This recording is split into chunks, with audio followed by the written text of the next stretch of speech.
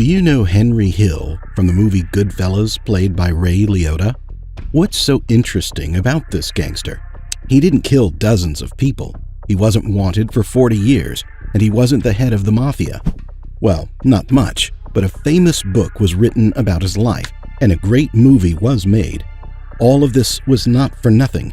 He saw everything: murders, fraud, robberies, prison, and he told the world about it. He had a target on his head even before the movie was made.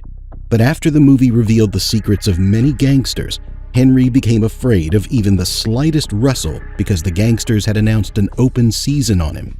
But did they find him?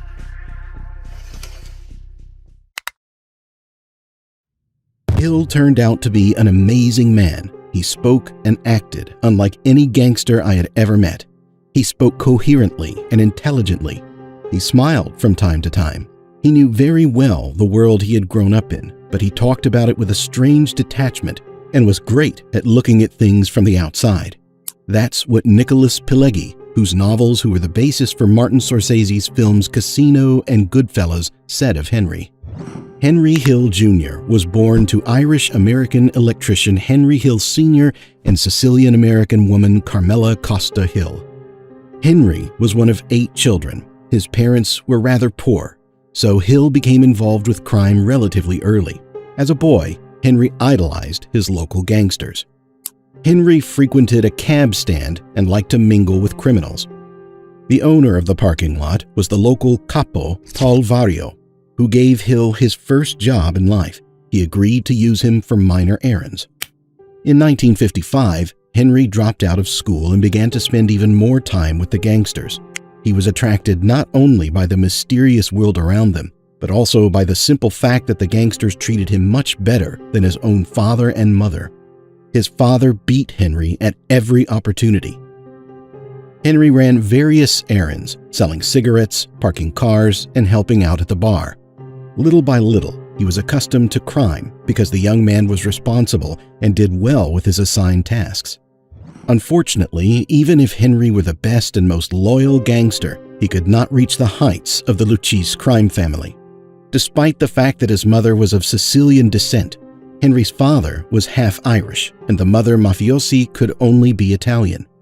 However, according to mafia law, the gang could have let him in, but only as a second in command. There was another option. Henry could have joined the Irish mafia and excelled there, since the Irish had no such restrictions. But he did not particularly like the Irish mafia, and besides, he would have to start from scratch. Looking ahead, Henry Hill never became a big shot in the mafia, but he knew how it all worked and how to get things done, and he was respected, and for a good reason. 7 years later, the first high-profile case, 1967. They say thieves have honor. They ain't got shit.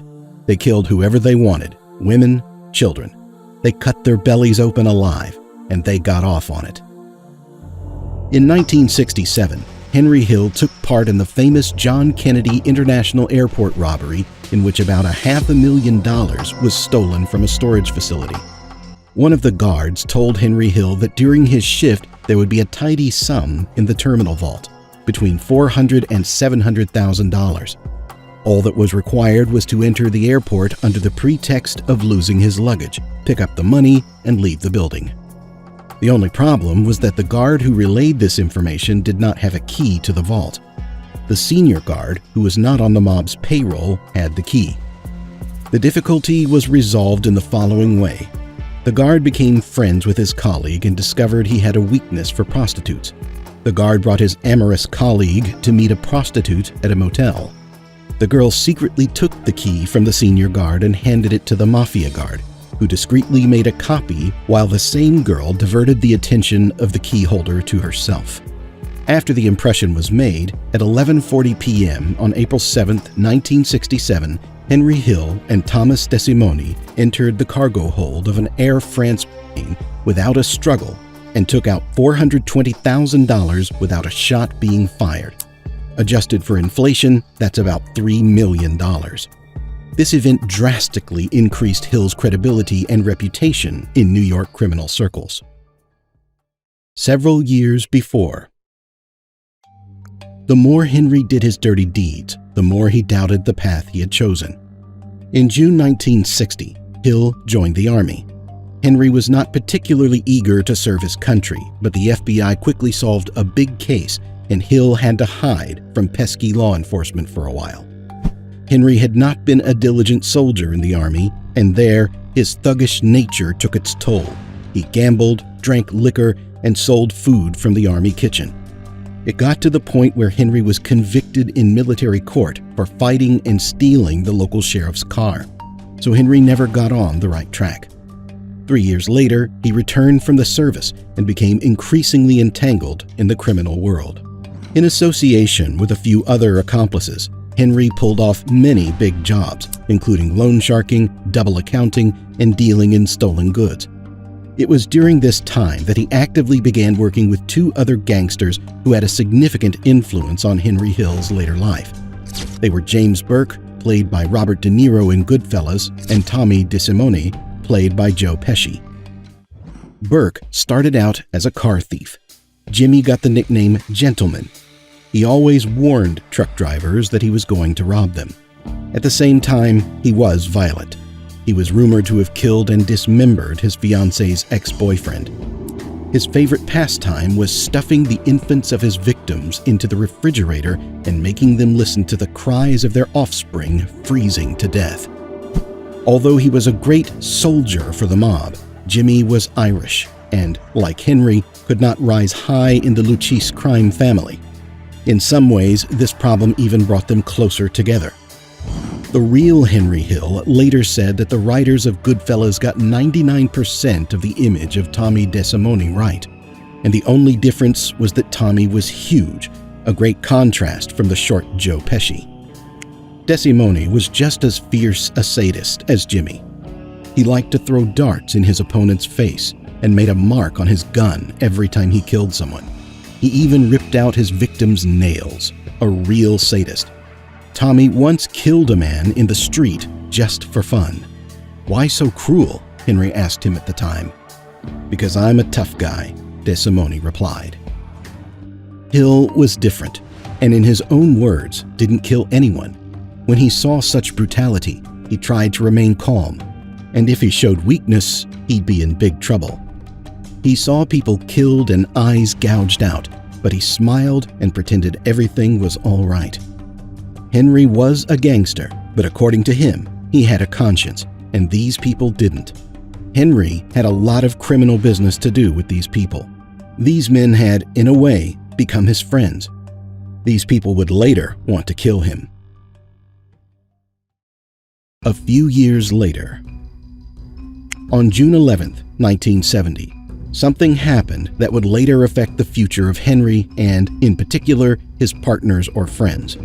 William Bentvena, aka Billy Batts, was a member of another family called the Gambinos.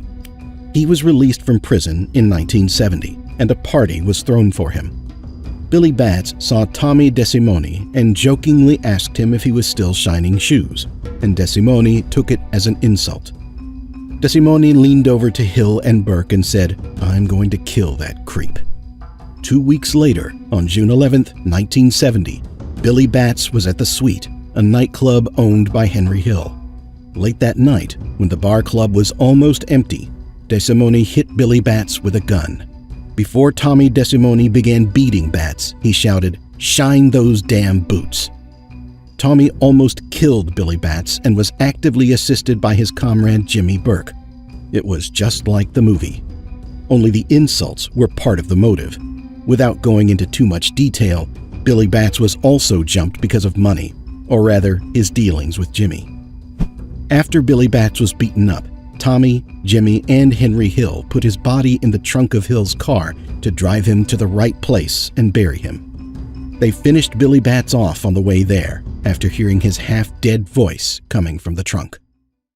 After another kill, I'd walk around the corner and vomit until I was blue in the face. Still, sometimes I wake up from my screaming and piss in my bed. Women, children, Jesus. In the mid-1960s, Hill met a Jewish girl named Karen Friedman, whom he soon married. The couple had 2 children, a son, Greg, and a daughter, Gina. One day, his son said, "My father was a wife beater, a thief, a gambling alcoholic, a cheater, and a drug dealer. I have absolutely nothing good to say about him." Gina was more sympathetic to her father, but later changed her mind. Greg and Gina attended regular schools where they had to explain why their father acted this way. Hill later admitted that his children never liked him. Hill's relationship with his wife was also ambiguous, ranging from extreme adoration for each other to terrible anger and conflict. But Karen Freeman, his wife, divorced Henry Hill only in 1989 when Henry was hiding from the mafia. Henry Hill had a family, but he had no intention of giving up the criminal business. Hill continued his close association with Jimmy Burke.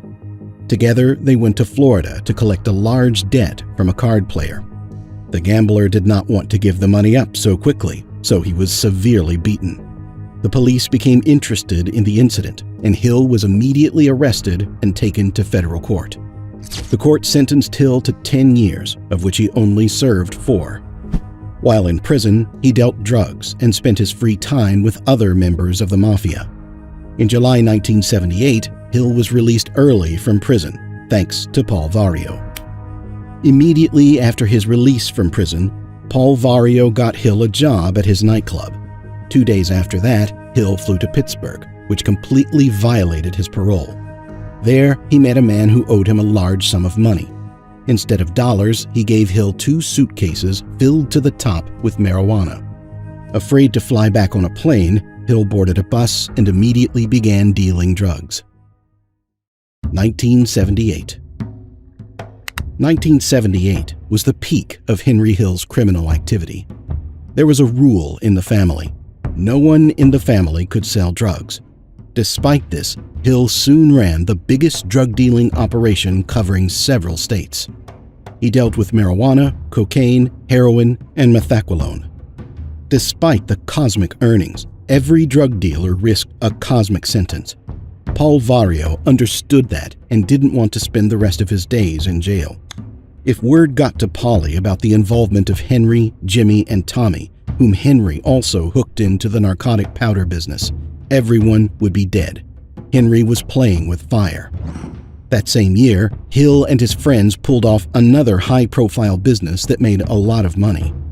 Contractual meetings in American basketball are referred to by the term point shaving, a fake game in which the organizers agree to play with a specific difference in the score. In 1978, 2 new players, the Rocco brothers, applied for the Boston Eagles basketball team at Boston College. Both were never considered high-class basketball players, but had the right connections. At the beginning of the season, only they and the team's primary point guard, Rick Kuhn, were in cahoots. The athletes were also allowed to bet the money they earned in order to double their fees. A federal investigation in the early 1980s revealed that none other than Henry Hill, a member of the Luchese family, was in charge of the Boston basketball pyramid. After the unexpected loss of the Boston Eagles to the Providence Friars and the loss of big winnings, Henry and his team decided that 3 purchased players were not enough to ensure the desired results and bribed more players. In the winter of 1979, 4 base basketball players were involved in the conspiracy. The gang's business began to improve, with athletes receiving a minimum of $2,500 and an ounce of cocaine per game. A total of 9 rigged games were played during the season. Henry, Jimmy, and Tommy seemed to have reached a new level and decided to play big. It meant a lot of money, but it was also very dangerous. But that wasn't all. The Lufthansa heist, the biggest heist in U.S. history. On December 11, 1978, several armed men in ski masks approached vault worker Kerry Whalen. They covered his face, beat him, and told him they knew where his relatives lived. He agreed to cooperate. When they arrived at the vault, the robbers threatened the other employees and forced them to call the only guard who knew the code. All of the employees of the vault complied with the robbers' demands. The intruders safely took the 2 bags of money and jewelry and fled in a car. Henry Hill and his team carried out a second robbery at John F. Kennedy International Airport 11 years later. The first robbery, as we recall, which involved a key, a prostitute, and a lovable security guard. It took just over an hour, and the crew left before 4:30 a.m., well before sunrise and before police knew about the robbery. The thieves stole about $5 million in cash, around $18 million today, and $875,000 worth of jewelry, $3.1 million today. At the time, it was the largest robbery in the U.S. The criminals were euphoric. It was top-notch, a great case, just a brain blast. But, as it turned out, this robbery was the beginning of the end. The crime bosses instructed Parnell Edwards, known by the nickname Stacks, to get rid of the truck in which the criminals had committed the robbery. Stacks got high on marijuana on his way to the disposal site and drove to his girlfriend's house, parking the car in the wrong place near her house. While Edwards was still asleep in the morning, police discovered the van. They determined that the vehicle had been stolen and towed it to an impound lot. The FBI suspected two gangs of involvement in the crime: the John Gotti-led gang and the James Burke gang. Operatives with a wiretap were able to record several phrases that could lead to the robbers, such as the words of an unknown man mentioning "that bag from Lufthansa." But no evidence was found by the investigators at the time. At the same time, Jimmy Burke had become paranoid, and it was for a good reason. Such a high-profile case was mentioned everywhere, on television, in the newspapers, on the streets, and, of course, in the FBI. Jimmy was afraid of the slightest leak of information, so he took action. Edwards, who could not get rid of the truck in time, was killed in his home. Joe Buddha Monry and Robert McMahon, who had helped plan the robbery, were both shot in the back of the head. Martin Krugman, wig salesman at Goodfellas, was killed. Louis Cafora, who bought a pink Cadillac for his wife shortly after the robbery, disappeared forever. His body still hasn't been found. Within 6 months of the robbery, 10 people who may have known anything about the mastermind or perpetrators of the crime were killed. Jimmy Burke signed the death warrants for almost every mafia soldier involved in the robbery, even though he had known many of them for years and were his associates. Soon, Tommy was killed too. He was not killed for his part in the robbery, but collectively for his bad deeds within the mafia. Tommy was out of control and did a lot of stupid things. He killed many people, even those that had made a name for themselves in the underworld. 9 years had passed since the murder of Billy Batts, who insulted Tommy by talking about whether he was still shining shoes. But this murder had not been forgotten as it might seem, and Tommy was to be held accountable. There were too many issues with Tommy DeSimone, and he was taken out as a common soldier, a common thing in the underworld. Henry Hill was a gangster. He was a crook. He ran scams and busted heads, knew how to grease and how to manipulate. Henry was a real racketeer, a fierce member of the underworld.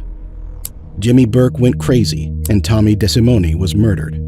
Hardly now did Henry agree with the words, "being a gangster is better than being president of the United States," which he had heard at the beginning of his criminal career. The biggest heist in U.S. history, a great case, was coming out sideways. But that wasn't all. Henry continued to deal drugs, and it was only a matter of time until he was caught. In April of 1980, Henry Hill was arrested during another drug deal.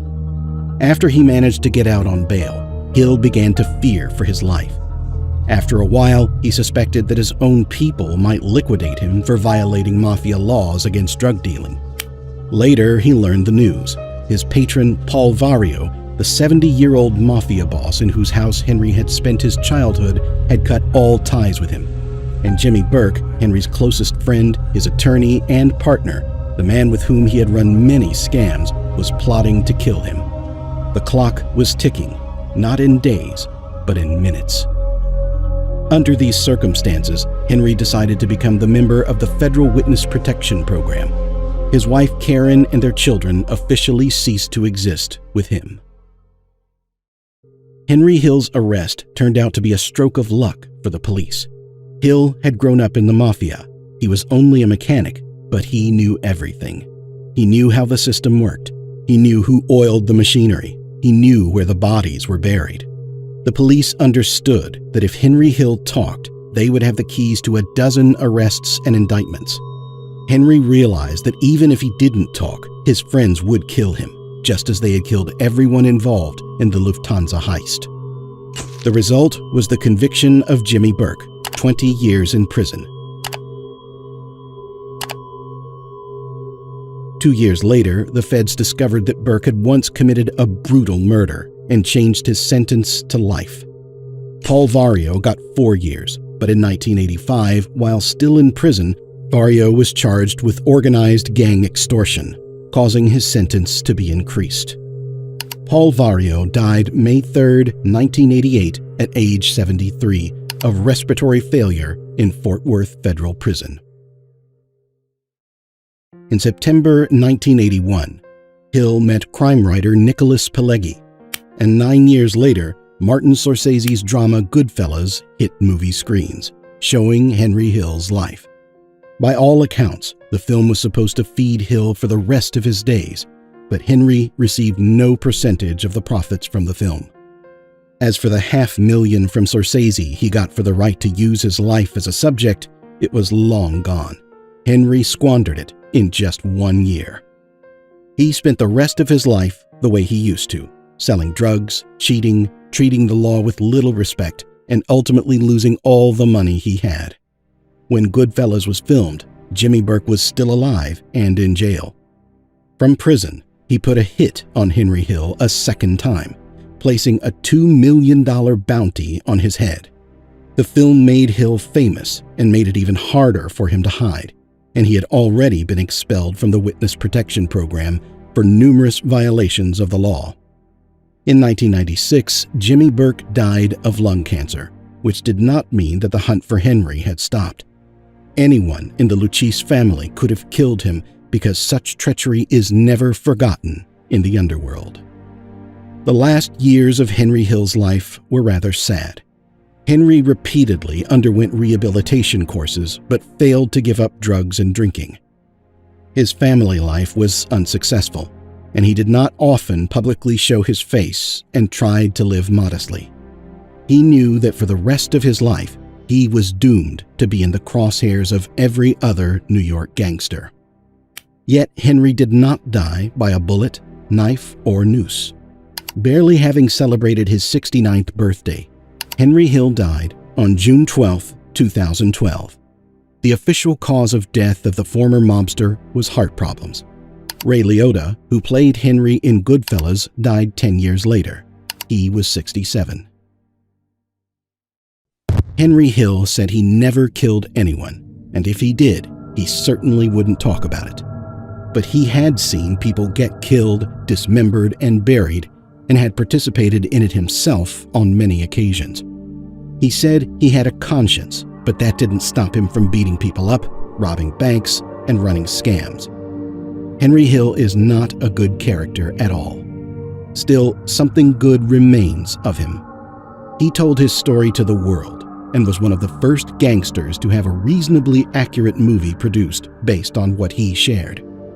Of course, this is only good from the viewer's point of view. After all, to the mafia, he's a snitch, a rat, an inferior being. Choose to die or to cooperate with the FBI? He got himself to that point. Henry Hill was a gangster.